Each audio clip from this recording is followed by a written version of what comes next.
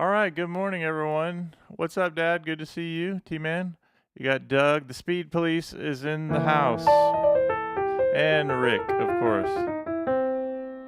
Yeah, normally we're starting at 8 a.m., but I had a crazy morning this morning, so I'm thankful to be able to get on. Sorry for any delay. All right, so here are a couple of things we're going to do. This is going to be a great lesson for our Chord Academy. I think we might be live on YouTube during this stream, and then we'll go to private. But here's what we're going to do. Is you have the first voicing for C9, right? 3, flat 7, and 9, along with your C first 5 notes, right? So we're going to do this in up a half step in D flat. And I'm going to show you several different simple licks you can use when you're transposing, and then we're going to go down to the key of B. So we're doing the up-down approach, and we're going to make sure, because it is a Chord Academy day, we are going to go over our left-hand trio voicings. And a couple tips. So the very first one is I want to make sure you know is your 3, flat 7, 9 of the C scale. The bass player is doing his thing, and I'm playing it in the right hand now. But notice that the rhythm I'm doing is like 1 and 2 and 3. It's a great rhythm to start with. You could go 1 and like 2, 3, 4. So we'll just assume that we have a bass player. And he's doing his thing, and we're just 1 and 2 and 3 and 4 and 1 and 2. Okay, so again, good morning to you, and it's great. I love it when the chat is active. You guys know that. And we are still at 7 members to our YouTube channel. We're hoping to grow that this week. We're going to do a push to get people to understand that we have a new opportunity with you hit join, and you're going to be so blown away with what you get. All right, so normally we are on a Tuesday. We're private for Chord Academy, and of course all access gets to come, but we are public right now on YouTube because I want somebody to know out there the kind of value you get when you join, and it's so crazy affordable, it's ridiculous. Okay, so just hit join and look at the tier and the way you can get involved with that. All right, 3, flat 7, 9 with your first 5 notes of the blues scale. Rick, are you good on that? We're gonna go kind of automatic pilot is a great thing to warm up your fingers. And Rick, remember when we go up, we go 1 together with the C and the voicing, 1 and 2 and then you're on the F sharps. That's how you know the and of 2, 1 and 2 and 3 and 4 and on the way back down, notice that I'm on the E flat, and 2 and 3 and 4 and 1 and 2 and 3 and 4. For those of you who are wanting to get your rhythm together, remember that as you go up, you're going to, one example of a rhythm you can do is 1 and 2 and 3, like a short, but think about the rhythm 1 and 2 and 3 and 4 and 1 and 2 and 3 and 4. What's up, Vance? Good to see you. Vance, your star, even though you are a member of the YouTube channel, your star is not showing again this morning. We got to work that out. 1 and 2 and 3 and 4. But notice on the way up, 1 and 2 and. Everybody say hey to Vance, who is the poet, to let you know it. So the F sharp, 1 and 2 and. That's where the and of 2 comes in. And watch on the way back down, it's the E flat. 1 and 2 and 3 and 4 and. 1 and 2 and 3 and 4 and 1 and 2 and 3 and 4. And you can do that just be very repetitive and very simple, that we're doing automatic pilot, where we're just going up and down. 1 and 2 and 3 and 4 and 1 and 2, 3 and 4 and 1 and 2.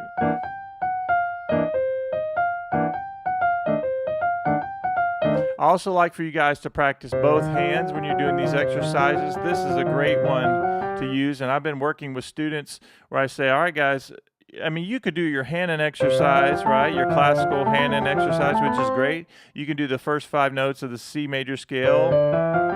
You can turn it around. You can go minor. But you can do this. You can do, or you can do the first 5 notes of the blues scale.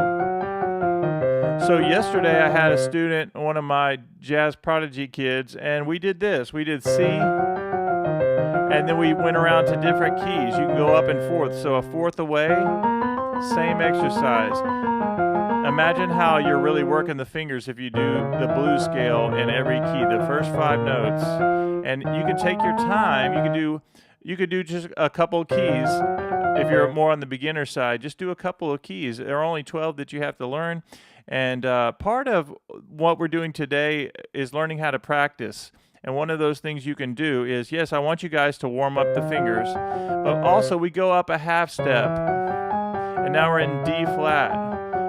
I can't tell you how many people have told me how much they enjoy the all keys practice of going up a whole step and down a whole step. Ian let me know how much he enjoys this, and several of you didn't know that you could play in D flat, and all of a sudden you've got your blues scale in D flat.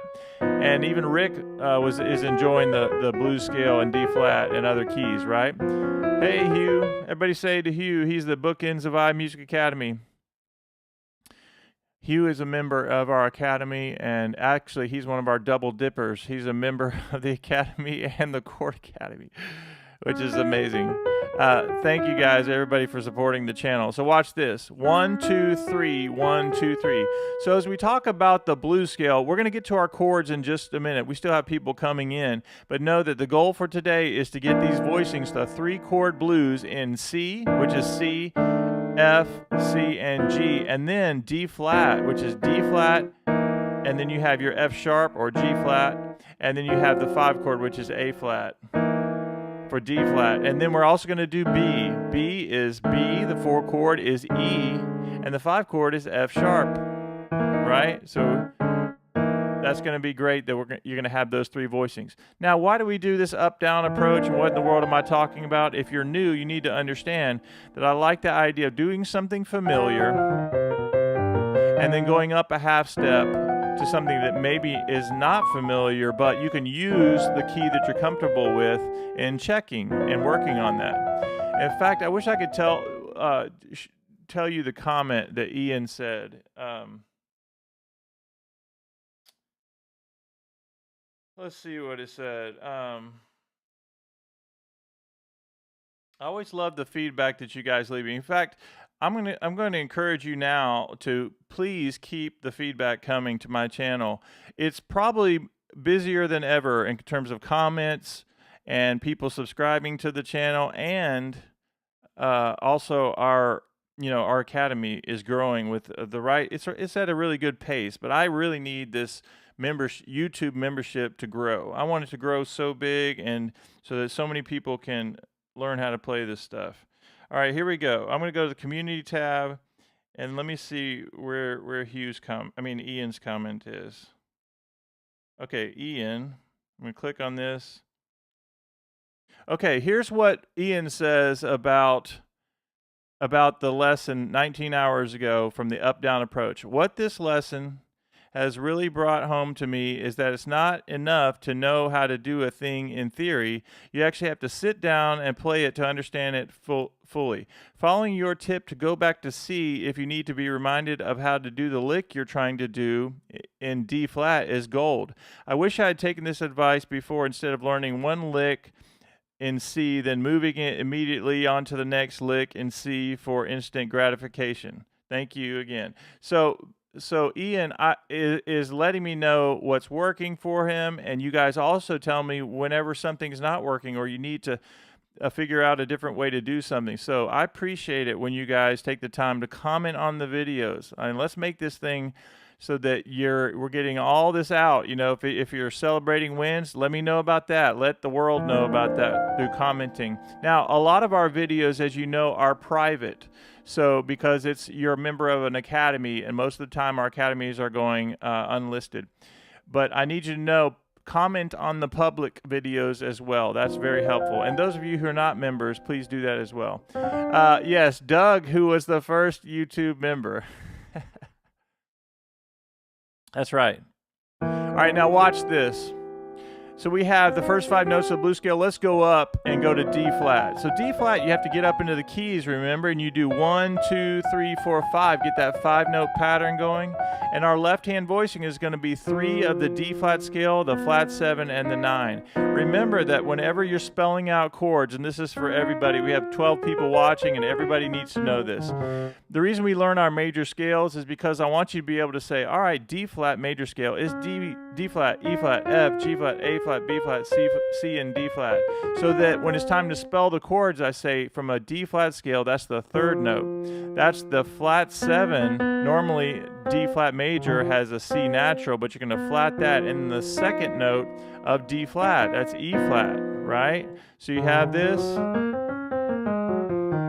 and you say, all right, 3 flat 7 9. Now, if you need to check it, just go down a half step, and you say 3 flat 7 9 of a C scale. And then if you go down another half step, you have 3 flat 7 9 of a B major scale. B major has 5 sharps. And so you say, all right, F sharp, C sharp, G sharp, D sharp, and A sharp. And I'm going to go 3 of a B scale, the flat 7 of a B scale, and then the 9. Now, let me go back to C. Just up a half step, right? And then you get it. So then you're going to start practicing like this. The one chord of C is a C9 we're going to use. And you can even get this idea of 1 and 2 and 3 and 4 and 1 and 2. Now I'm going to go up a half step. And notice that I'm up into the keys for this D flat blues. Now, even though we're doing automatic pilot in the right hand, remember that when you're doing automatic pilot, you're building up muscle memory, and you're really working the fingers as well. But also, you have 5 notes that you know are going to work, especially for my beginners, but anybody, right? I could go boo da da da da da. Now I'll go back to C, and I go. I'll go back.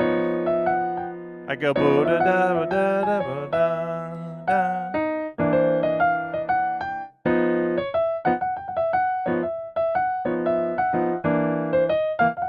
Now I'm going to go down to B. Watch this. 3 flat 7 9 of a B scale.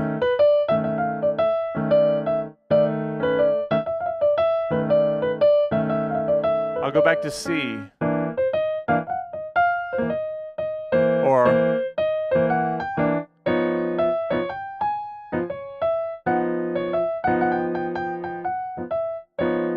back to C, back to B,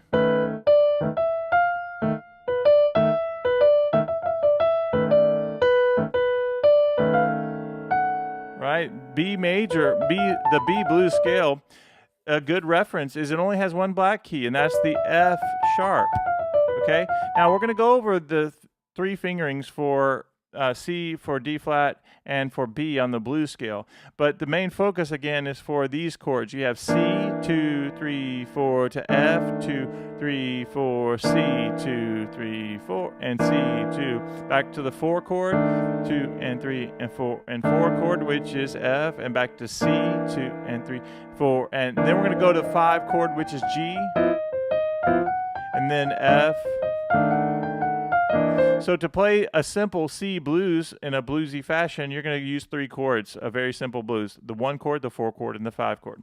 And so for the C, it's C to F to C, and then you have one other chord, which is G13. For D flat, it's D flat, and then the 4 chord of the D flat blues major scale is G flat. And remember that in order to get from a C9 voicing, as you go to the 4 chord, I'm back in the key of C, and we want to go to the 4 chord, all you have to do is move the bottom 2 notes down a half step, and that gives you a 13 voicing. So C9 to F13 is just moving 2 notes down a half step. And if you understand that, put yes in the chat. I want everybody to understand. I'm just going to go back and forth between C and F.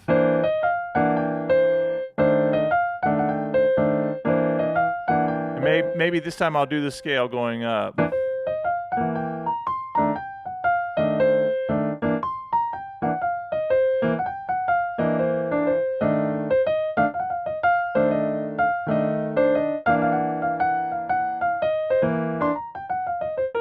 Yeah, all I do is just doing the blues scale, but in my left hand, I'm doing a C9, wants to go to an F13. So when I go up to D flat, watch this.